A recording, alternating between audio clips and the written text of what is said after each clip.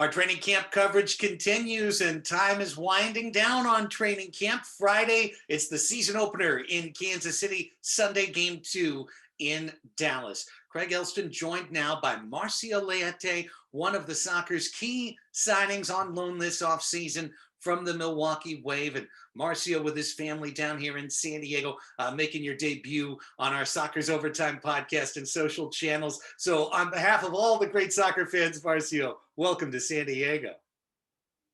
Thank you, Craig. Thank you. Like I said, um, everything here has been great so far.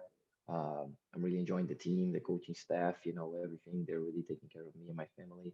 We're enjoying the nice weather. We've been in Milwaukee for the last 14 years. I haven't had a winter with this much sun, so I'm really happy to be here. Well, I mean, such a unique season, right? Given that the COVID restrictions, teams opting in, opting out. And as you mentioned, you've been in Milwaukee for so long. You're an icon of the Wave franchise. So for some folks, I'm sure just seeing that soccer's crest on your chest is slightly unnerving. But tell me a little bit about that journey, knowing that the Wave were unavailable this year, that brought you out here. It was definitely a shock when I heard that the Wave wasn't going to play. Just the fact that I've been there for so long is that knowing that the Wave was always going to play, regardless of what happened to a league or whatever.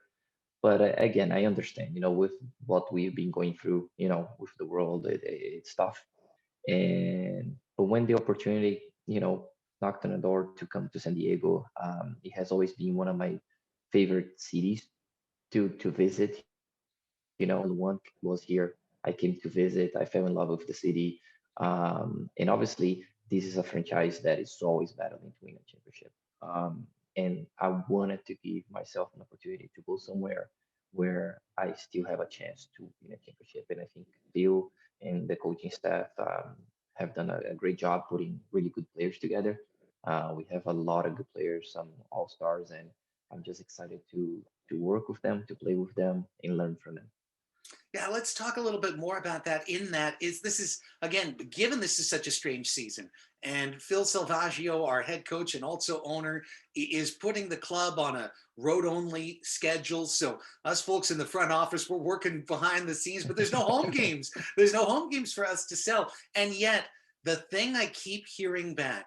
And it's from the boys, it's from guys like yourself that's new in, and it's from the coaching and staff and front office. Look, we're only playing for one reason this year.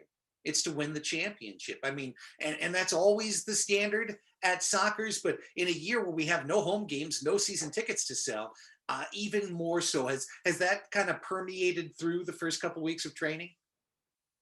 Absolutely. I think all the boys have that mentality. This is a team that is always getting so close to winning a championship.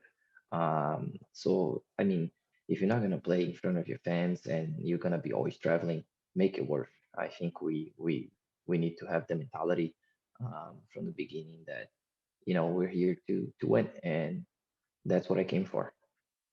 So going into this weekend, Kansas City, Dallas, you'll be facing clubs playing respectively their sixth and fourth games of the season, and it'll be, of course, for the Sockers matches numbers 1 and 2. That level of match fitness can be an early obstacle for a club. What do the Sockers need to do to make sure that you guys have your legs under you for the third and fourth quarters?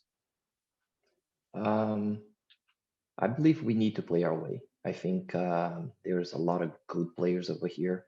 I think the more we keep the ball, the more we make the other team run instead of us running around will be very important. So basically, playing to our style, making sure that we're playing well and keeping the ball and making sure that we're not just chasing the game the whole time.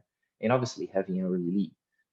When you are not chasing the game, when you have control, you can demand and you know what you need to do. It sometimes you can attack, but when you're in behind, then you definitely need to work harder because now you're chasing. So I think having an early lead and obviously playing our style and getting the best out of our better players will be very important. And lastly, it's just playing with our brain. If our leg's not gonna be at the best level that it can be, we need to be smart about it.